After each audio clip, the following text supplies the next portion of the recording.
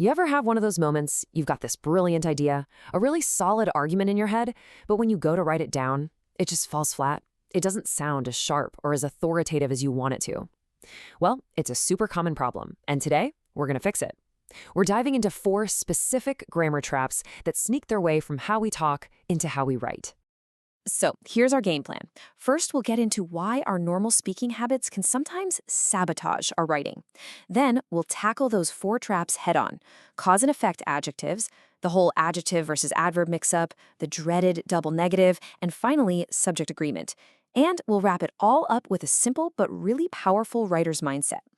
Okay, so let's get right to the heart of it. The very things that make you a great natural speaker can actually work against you in your formal writing.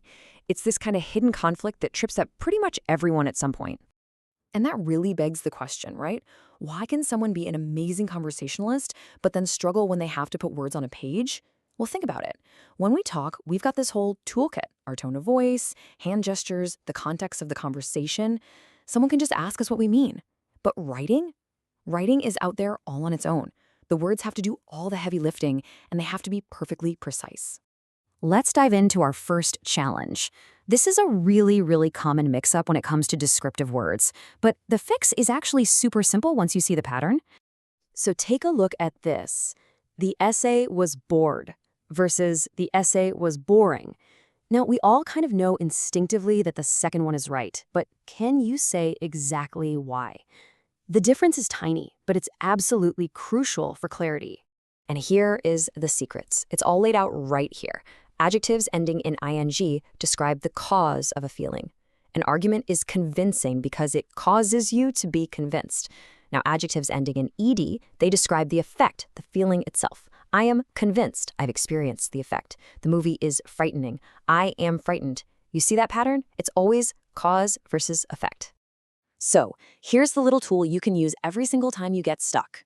Just ask yourself this simple question: am I describing the thing causing the feeling or the thing that's experiencing the feeling? Is it the cause or is it the effect? That question will give you the right answer every single time. All right, ready for the next one? This is another one of those sneaky errors that just flies under the radar because, honestly, it sounds pretty natural in a casual chat. But in formal writing, it's a dead giveaway of a lack of precision. Just look at this sentence. She looked close at the passage. I mean, we say stuff like that all the time, right? But for formal writing, it's technically wrong. Close is an adjective. What we need a word that tells us how she looked. And looked is a verb. So for that job, we need an adverb. And this slide just lays out the core rule perfectly. Adjectives describe things, nouns. Adverbs describe actions or other descriptions, so verbs, adjectives, or even other adverbs. In she looked closely, the word closely is changing the verb looked. It just has to be an adverb. And this gets even more important when you start stacking descriptive words together. Take a look at a remarkable, careful thinker. You have to ask yourself, is the thinker remarkable? Or is the carefulness of the thinker remarkable? It's the carefulness, right?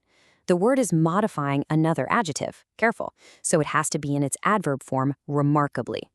Okay, let's move on to trap number 3. Now, in some languages, and definitely in informal English, people use double negatives all the time for emphasis. But in standard written English, nope. 2 wrongs absolutely do not make a right. They just make things confusing. So here's the classic example. She didn't know nothing about it. In formal writing, those 2 negatives, didn't and nothing, they actually cancel each other out. So technically, the sentence means she knew something. The fix is easy. Just pick one negative. You can say she knew nothing, or you could say she didn't know anything. Both are perfectly correct. It's just a matter of which one you think sounds better. But here's where it gets really tricky with these hidden negative words. Words like hardly, barely, and scarcely are already negative. So you can't say, I couldn't hardly believe it, because couldn't and hardly are 2 negatives fighting each other. The right way to say it is, I could hardly believe it.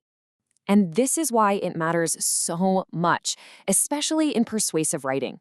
As the source material puts it, a double negative can make your argument tortuous, which means winding and just plain hard to follow.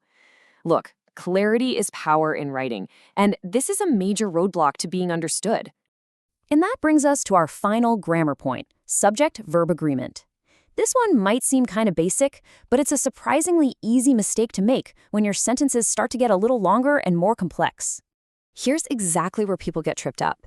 When you stick other words between the subject and the verb, like the phrase in his view, it's so easy to lose track. The real subject here is those, which is referring to the plural word objections, so the verb has to be plural too, were, not was. And the rule itself? It's crystal clear. That is singular, so it gets a singular verb like was or is. Those is plural, so it needs a plural verb like were or are. The only trick is to always make sure your placeholder subject matches the thing it's actually referring to. So, we've just walked through 4 totally distinct grammar challenges. But what if I told you they all come from the exact same place? Let's connect the dots and reveal the one single mindset that will help you master all of them. So, quick recap. We've tackled that cause and effect confusion with ed and ing adjectives. We've untangled adjectives and adverbs. We've cleaned up those double negatives, and we've fixed subject-verb agreement with that and those. So what's the common thread that ties them all together? Here it is. This is the aha moment. Every single one of these errors pops up at the border between how we talk and how we write. They are all habits of speech that are totally fine in a conversation, but turn into mistakes on the formal page. And this is the insight you really need to hold on to. In speech, your tone of voice can clarify if you mean, I was boring or I was bored. Your listener can follow a double negative because of the context. But writing has none of those supports. The text has to be this perfect, self-contained machine. It has to stand completely on its own. But here's the really good news. Unlike some of those other really tricky grammar rules, these 4 are clean and totally learnable. The path to mastering them is simple. Work through the examples, apply those little tests we talked about, and then, this is a big one, read your revised sentences out loud. A lot of the time, your own ear will tell you when you finally nailed it.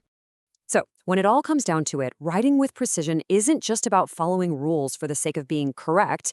It's about making your arguments sharper, your ideas clearer, and your voice more persuasive. It's about being truly convincing. So that leaves one last question for you. What hidden habit from your own way of speaking are you going to tackle in your writing next?